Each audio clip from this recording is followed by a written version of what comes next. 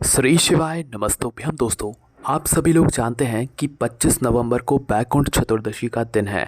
और दोस्तों ये एक ऐसा दिन है जिस दिन हरि और हर का मिलन है, मतलब कि भगवान भोलेनाथ और नारायण जी का मिलन है। और जब ये मिलन का दिन है तो आप खुद ही समझ सकते हैं कि ये कितना बड़ा और विशेष दिन है। और दोस्तों आज की इस वीडियो में हम आपको इस बैकुंठ चतुर्दशी पर किया जाने वाला 108 बत्ती वाला सहस्त्रावली बत्ती वाला एक नया उपाय समझाएंगे, जो कि पंडित जी ने खुद अपनी कथा में यहाँ पर बताया था। और इस उपाय का प्रभाव इतनी जल्दी होगा कि आपको खुद भी विश्वास नहीं होगा। यह उपाय आप ज़रूर करके देखें। माताएं बहनें विशेष रूप से इन उपाय को सुने, क्योंकि वह किसी भी घर की माताएं बहनें जब किसी भी उपाय को करती हैं तो उसका फल बहुत जल्दी और बहुत बड़ा होकर मिलता है। तो जैसा कि हमने आपको पहले ही बता दिया है कि बैकुंठ चतुर्दशी के दिन किसी भी उपाय का फल आपको बहुत जल्दी और बहुत बड़ा होकर मिलता है। और जब वही उपाय 108 बत्ती वाला उपाय हो जाए तो भाई यह वही बात हो जाती है कि सोने पे सुहागा वाली बात हो जाती है। ठीक है, तो अब 108 बत्ती वाला उपाय कैसे करना है, बैकुंठ चतुर्दशी को किस समय करना है, ये सारी बातें हम आपको इस वीडियो में बताने वाले हैं। दोस्तों जैसा कि आप सभी लोग जानते हैं कि बैकुंठ चतुर्दशी को दीपदान का बहुत बड़ा और विशेष महत्व होता है। और बैकुंठ चतुर्दशी के दिन 14 दीपदान का विशेष महत्व बताया गया है, वो भी मध्य रात्रि में। पर दोस्तों ये जो 108 बत्ती वाला उपाय है, ये अगर आप लोग इस दिन कर लेते हैं तो आपके मन में जो भी कामना होगी वो बिना बोले आपकी भगवान शिव पूर्ण कर देंगे। ठीक है, और अगर आप लोगों को ये चाहिए कि भाई आपने अगर कोई तीर्थ नहीं किए हैं या आपको कोई पुण्य फल अभी तक नहीं मिला है, तो ये उपाय अगर आप लोग कर लेंगे तो आपको सारे तीर्थों का फल मिलेगा, साथ ही में आपको पुण्य फल की भी ज़रूर प्राप्ति हो जाएगी। तो इसीलिए ये उपाय बहुत ज़्यादा बड़ा उपाय है, आप इस उपाय को ज़रूर करके देखें। तो उपाय में क्या करना है वो आप लोग ध्यान से सुने। जैसा कि हमने आपको बताया कि 108 बत्ती वाला यह उपाय है, तो सीधी सी बात है कि इसमें 108 बत्तियाँ तो ज़रूर बनेंगी। ठीक है, तो सबसे पहली चीज़ आप लोगों को हम ये बताते हैं कि 108 बत्ती आपको बनानी कैसी है। बहुत ही आसान यह उपाय है, थोड़ा समझना है बस, उसके बाद ही करना है। थोड़ा समझोगे, अच्छे से करोगे तो उपाय ज़रूर काम करेगा। ठीक है, तो करना क्या है, देखो 108 बत्ती हमने आपको बताया, तो सबसे पहली चीज़ हमें ये समझना होगा कि ये 108 बत्ती बनेंगी किस चीज़ की। तो यहाँ पर हम आपको बता दें कि जो आप जिस तरीके से सादा बत्ती बनाते हैं रुई के माध्यम से, तो ये बत्तियाँ रुई की ही होंगी। कोशिश करना कि आप घर में रुई लेकर आ जाओ और रुई से अपने हाथों से बत्तियों को बनाओ। कौन सी बत्ती बनाओगे, जैसा कि आप सभी लोग जानते ही हैं कि इस पूरे दीपावली के त्यौहार में लंबी बाती का ही प्रयोग किया जाता है।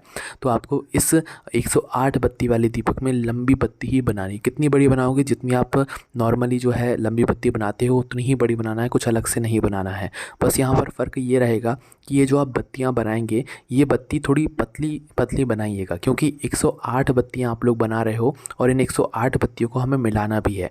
इसलिए ये 108 बत्तियाँ एक एक करके जो आप बनाओगे ये बिल्कुल पतली पतली बनाना, कोशिश करना पतली पतली बनाना, और जैसी आपसे बन जाए वैसी बना लेना। ठीक है, तो एक एक करके पूरी 108 बत्तियाँ आपको रुई की जो है लंबी बत्ती आपको तैयार कर लेना है। किस समय करना है ये जो उपाय है, वैसे दोस्तों ये उपाय शाम के समय प्रदोष काल में किया जाना है, पर यह उपाय की तैयारियां जो है वो आप दोपहर से तैयारी कर देना। ठीक है, मतलब दोपहर से तैयार कर देना। आपने 108 बत्ती यहाँ पर बनाकर तैयार कर ली। ठीक है, 108 बत्तियाँ जब आप बनाकर तैयार कर लेंगे तो इनको एक साथ आप लोगों को जमाना है। क्या करना है, एक साथ जमाना है। ऐसा ना हो कि एक बत्ती ऊपर जा रही है एक बत्ती नीचे जा रही है, सभी बत्ती बराबर की ही हो और सभी बत्ती को बराबर जमा लो। जमाने के बाद हल्का सा मोड़ दो। ठीक है, मोड़ने का मतलब ये है कि वो सारी बत्तियां एक दूसरे से अच्छे से चिपक जाएंगी, जिससे कि यह 108 बत्ती की कुल मिला के एक बत्ती बन जाएगी। ठीक है, अब ऐसा ना करें कि भाई एक मोटी सी रुई ले ली और आप लोगों ने जो है उसी को 108 बत्ती मान लिया, ऐसा नहीं होगा। 108 बत्ती आपको रुई की ही बनानी है, अपने हाथों से बनानी है। और जैसे ही आपकी 108 बत्तियां बनकर तैयार हो जाए, फिर आप लोगों को उन 108 बत्ती को एक साथ जमा कर उन्हें हल्का सा मोड़ देना है, जिससे कि 108 बत्तियां अच्छे से चिपक जाएं और वो 108 बत्ती की एक बत्ती बनकर तैयार हो जाए। ठीक है, अब ये तो आपकी बत्तियां तैयार हो गई, जो कि सबसे ज़्यादा पूछा वाला प्रश्न रहता है कि भाई सहस्त्रावली बत्ती 108 बत्तियाँ में बनानी कैसी है। तो आपकी 108 बत्तियाँ यहाँ पर तैयार हो चुकी हैं। अब उसके बाद में आप लोग ध्यान से सुनो कि आपको क्या करना है।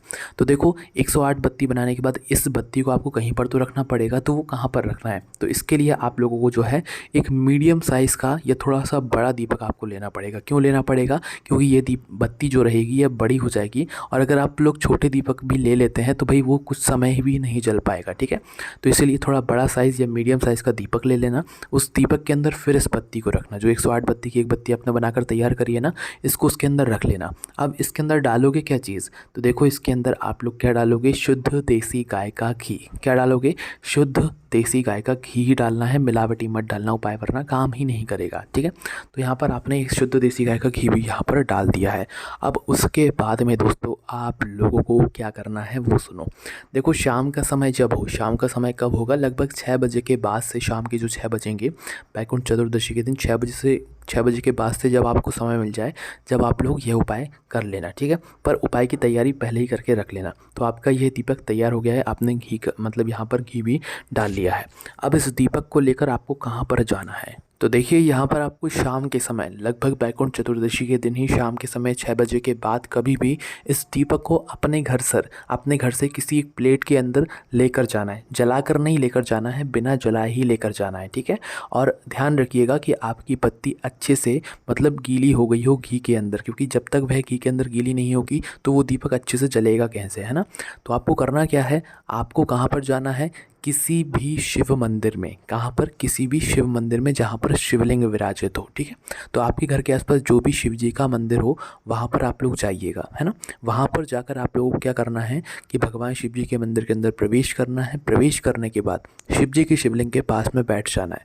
देखिए ये 108 बत्ती की एक बत्ती है, इसीलिए इसकी लौ बहुत ज़्यादा होगी, मतलब ज़्यादा तेज ये जलने वाला है। इसलिए आप कोशिश करना कि शिव जी की शिवलिंग से थोड़ी दूरी पर आप ये वाला दीपक रखें, क्योंकि भगवान शिव जी को आँच नहीं लगनी चाहिए इस दीपक की, है ना। तो शिवलिंग से थोड़ा दूर होकर आप लोग इस दीपक को रख दीजिएगा। और रखने से पहले ध्यान दीजिएगा कि पहले दीपक को अपनी प्लेट के अंदर ही रखकर जला लीजिएगा। ठीक है, रखकर आप लोगों ने जला लिया, उसे अच्छे से जल जाने दीजिए। जब तक अच्छे से वह जल जाए, तो जल जाने के बाद इस दीपक से आपको कोई आरती नहीं करनी है, मात्र इस दीपक को अपनी उस प्लेट के अंदर से उठाकर, जिस प्लेट में आप रख कर लेकर आए हैं, इस प्लेट के अंदर से उठाकर भगवान शिव जी के शिवलिंग के पास में आपको रख देना है। थोड़ी दूरी पर रखिएगा, ऐसा समझिए कि भगवान शिव जी को आँच ना लगे उस दीपक की, है ना। इस बात का आपको ध्यान रखना है। जैसे ही आप लोग यह दीपक भगवान शिव जी के पास में रख दें, उसके बाद हाथ जोड़ना भगवान शिव जी के सामने, श्री शिवाय नमस्तुभ्यम बोलना या किसी भी एक मंत्र का जाप करना, और कुछ समय भगवान शिव जी का ध्यान करना और अपनी मनोकामना भगवान शिव जी से बोलना। आपकी जो मनोकामना हो, आप जिस कामना के लिए यह वाला उपाय कर रहे हो, एक बार वो मनोकामना बोल देना। सिर्फ एक ही मनोकामना बोलना। कई सारे लोग ये प्रश्न करते हैं कि हम इस उपाय में 2 मनोकामना बोल सकते हैं, तो ऐसा नहीं होता है। एक उपाय में सिर्फ एक ही मनोकामना बोली जाती है, और वो भी पूरे मन से। ठीक है, मनोकामना बोलना है, भगवान से प्रार्थना करना है और भगवान को धूप देकर फिर अपने घर वापस आ जाना है। ठीक है, अब दोस्तों यहाँ पर यह उपाय ऐसा नहीं है कि सिर्फ़ और सिर्फ यहाँ पर भगवान शिव जी के ही मंदिर में होगा। इस उपाय को आप किसी भी देवता जी के मंदिर में कर सकते हैं। देवता कहने का मतलब है कि भगवान शिव भी देव हैं, मतलब यहाँ पर अगर आप कृष्ण जी के मंदिर में गए तो वो भी देव हैं, वहाँ पर भी आप लोग ये दीपक जला सकते हैं, कोई दिक्कत नहीं है। अगर आप लोग राम जी के मंदिर में गए तो वो भी देव हैं, वहाँ पर जाकर भी आप लोग ये दीपक लगा सकते हैं। हनुमान जी के मंदिर में जाकर भी आप लोग ये दीपक लगा सकते हैं, कोई दिक्कत नहीं है। जितने भी देव हैं, आप उस जगह पर जाकर ये 108 बत्ती की एक बत्ती वाला दीपक जलाकर अपनी प्रार्थना करके भगवान से मनोकामना बोलकर आ सकते हैं। ठीक है, पर यह दीपक किसी भी देवी के मंदिर में नहीं लगाना है, इस बात का आप लोगों को ध्यान रखना है। ठीक है, किसी भी देवता के मंदिर में ये दीपक आपको लगाना है, और किसी भी स्थान पर ये वाला दीपक 108 बत्ती या सहस्त्रावली बत्ती वाला दीपक आपको नहीं लगाना है। ठीक है, इस दीपक को जो आप लगा देंगे, आप अपनी मनोकामना बोल देंगे और कुछ समय रुकेंगे, तो आप देखेंगे कि आपकी वह मनोकामना भी बहुत जल्दी ही पूर्ण हो जाएगी। अब दोस्तों इस उपाय को करने का सबसे बड़ा फ़ायदा ये है कि हमें कई पुण्य फलों की यहाँ पर प्राप्ति हो जाती है। कैसे हो जाती है कि अगर आपने अपने जीवन में पूरे साल में कभी भी किसी भी कारणवश जो है कोई भी तीर्थ वगैरह कुछ नहीं किया है, और आपको लग रहा है कि भाई तीर्थों का फल बहुत ज़्यादा ज़रूरी होता है, तो इस एक उपाय को करने से आपको तीर्थों का फल भी प्राप्त हो जाता है। ठीक है, क्या हो जाता है? तीर्थों का फल भी प्राप्त हो जाता है। इसलिए इस उपाय को करने से आप लोगों की जो है बहुत सारी परेशानियाँ, दुख, समस्याएँ दूर हो जाएंगी। ठीक है, तो इस उपाय को पूरे मन से कीजिएगा, पूरे विश्वास से कीजिएगा, निश्चित ही आपकी जो भी मनोकामना होगी वह पूर्ण ज़रूर होगी। बाकी दोस्तों इस उपाय को किसको करना है? माताओं बहनों को करना है, इस बात का ध्यान रखिएगा, क्योंकि जब घर की माताएं बहनें किसी भी उपाय को करती हैं तो उसका फल हमें बहुत जल्दी और बहुत बड़ा होकर मिलता है। और शाम के समय में ही आप लोगों को यह उपाय करना है, और दूसरे दिन मतलब आपने ये दीपक तो आप लगा देंगे शाम के समय, फिर उस दीपक का आप लोगों को कुछ नहीं करना है, क्योंकि वो दीपक आपने मंदिर में रख दिया है, वो अपने आप अपने स्थान पर पहुँच जाएगा। ठीक है, मतलब वो या तो वो ठंडा हो जाएगा, या तो उसी दीप के अंदर मतलब वो पंडित जी वहाँ पर कर देंगे। उस दीपक का आप लोगों को वापस से कुछ ठंडा करने की ज़रूरत नहीं है, वो अपने आप ही सब हो जाएगा। ठीक है, तो बस यहाँ पर ये 108 बत्ती या सहस्त्रावली बत्ती वाला उपाय पूर्ण हो जाता है। बाकी दोस्तों इस उपाय करने में आपको कोई भी दिक्कत, समस्या, परेशानी आती है तो हमसे कमेंट करके पूछ सकते हैं। ओम नमः शिवाय, जय भोले बाबा, श्री शिवाय नमस्तुभ्यम।